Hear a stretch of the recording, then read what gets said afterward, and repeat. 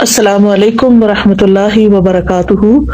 چونکہ یہ میڈیا جو ہے یہ مختصر ہوتا ہے، تھوڑی سی دیر میں انسان کچھ نہ کچھ جان لیتا ہے۔ بات آپ لوگوں سے کروں گی نماز کے حوالے سے۔ الحمدللہ ہم سب نماز پڑھتے ہیں اور ہم سب کو اپنی نمازوں کی فکر بھی ہوتی ہے، اور ہم نماز سے متعلق کورسز وغیرہ بھی کرتے رہتے ہیں، پڑھتے بھی ہیں، پڑھاتے بھی ہیں، اور اپنی تمام حرکات اور سکنات سنت کے مطابق کرنے کی کوشش کرتے ہیں۔ لیکن نماز کا ایک ظاہری پہلو ہے اور ایک اس کا روحانی یا باطنی پہلو ہے۔ کوئی عمل اسی وقت درست ہوتا ہے جب اس کے یہ دونوں پہلو جو ہیں وہ درست ہوں۔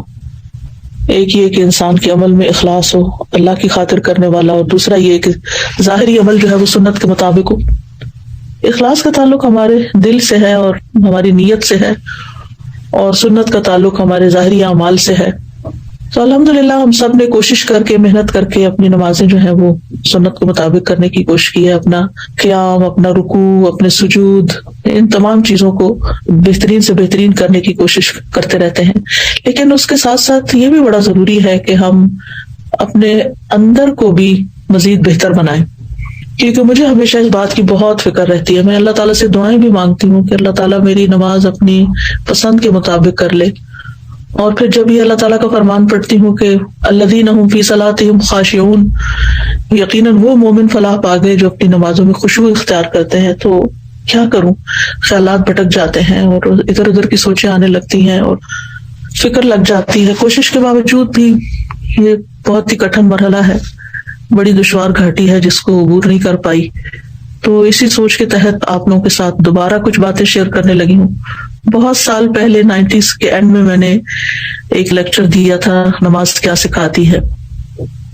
اس کے بعد خشوع کے موضوع پر بھی کئی دفعہ بات کرنے کا موقع ملا، لیکن مجھے لگتا ہے یہ ایسا ٹاپک ہے کہ جس پر جتنی دفعہ بھی بات کی جائے اتنی ہی کم ہے۔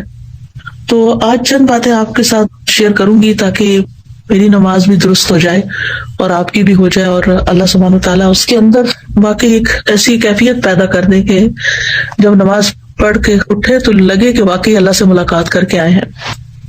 تو سوال یہ پیدا ہوتا ہے کہ ہم اپنے رب عظیم کے سامنے کس طرح کھڑے ہوں نماز میں۔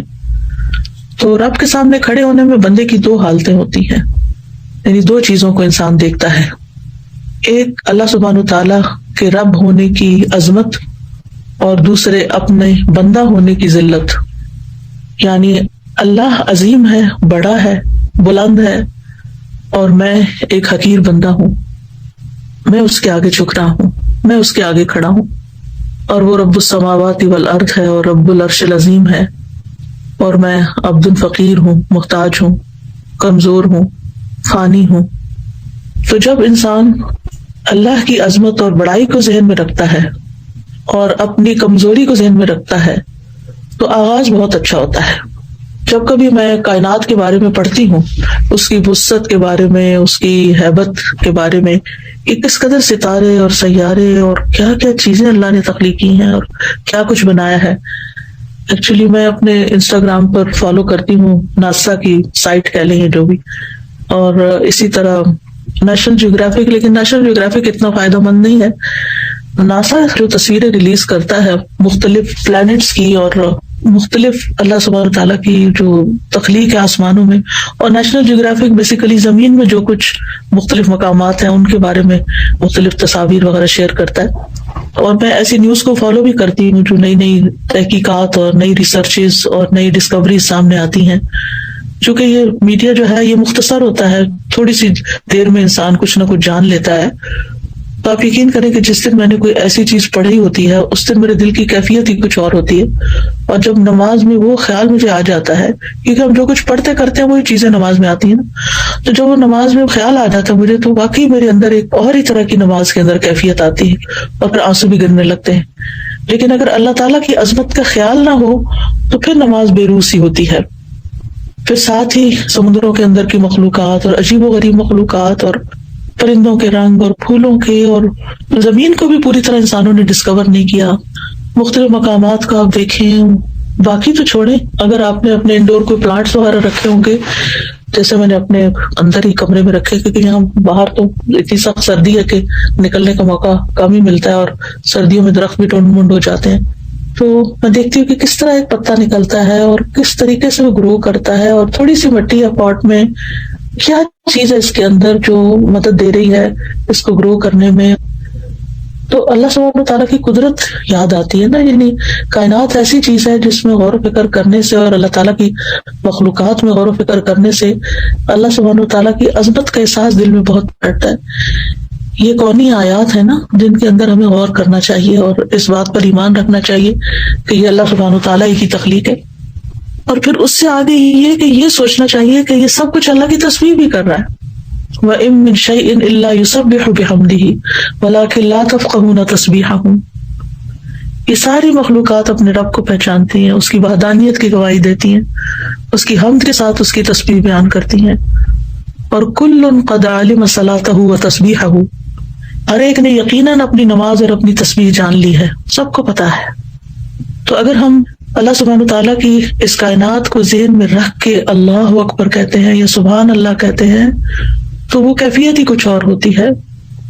اللہ سبحانہ تعالیٰ اپنی مخلوقات کی مشابہت سے پاک ہے، اور ہماری عقل اللہ کی عظمت کا احاطہ نہیں کر سکتی اور نہ ہی اس کے علم کا. وَلَا يُحِيطُونَ بِشَيْءٍ مِّنْ عِلْمِهِ إِلَّا بِمَا شَاءَ. اور احسان کے درجے میں نماز پڑھنا ایسا ہے نا کہ جیسے آپ اللہ تعالیٰ کو دیکھ رہے ہوں. ہم دیکھ تو نہیں سکتے لیکن ایک احساس ہی ہے نا یہ، ورنہ وہ تو ہمیں دیکھ ہی رہا ہے. اور پھر اس بات کو بھی ہمیں سوچنا چاہیے کہ اللہ سبحانہ تعالیٰ اس بات سے بڑا ہے کہ مخلوقات اس کا حق ادا کرے. ہم اس کا حق ادا نہیں کر سکتے، ہماری عقل ہمارا خیال اس کا ادراک نہیں کر سکتی. لا تدرکہ الابصار وہو یدرک الابصار. آنکھیں نگاہیں اس کو نہیں پا سکتی، ہمارے دل کی نگاہیں بھی نہیں پا سکتی، اور وہ ہمیں دیکھ سکتا ہے ہر حال میں کہ ہم کیسے کھڑے ہیں. تو بہرحال ہم ہیں تو اس بات سے قاصر کہ ہم اللہ کی بڑائی کا صحیح معنوں میں حق ادا کریں اور احساس کریں.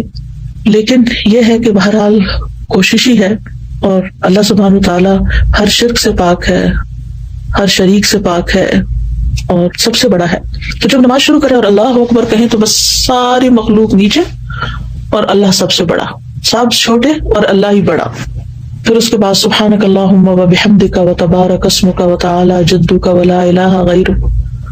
پاک ہے تو اے اللہ اپنی حمد کے ساتھ، تیرا نام بڑی برکت والا ہے، تیری شان بہت بلند ہے، تیرے سوا کوئی معبود نہیں ہے. پھر جب سورۃ الفاتحہ پڑھیں تو پھر اللہ سبحانہ تعالیٰ کی صفات پر غور کریں. بسم اللہ الرحمن الرحیم سے لے کر وللضالین آمین تک. جب ہم کہیں کہ الحمدللہ رب العالمین تو پھر عالمین کا ذہن میں خیال جائے کہ ان سارے جہانوں اور ساری مخلوقات کو پیدا کرنے والا اللہ ہے، پالنے والا اللہ ہے، ان کی تدبیر کرنے والا اللہ ہے. پھر الرحمن الرحیم پڑھیں تو اللہ تعالیٰ کے فضل اور رحمت کو سوچیں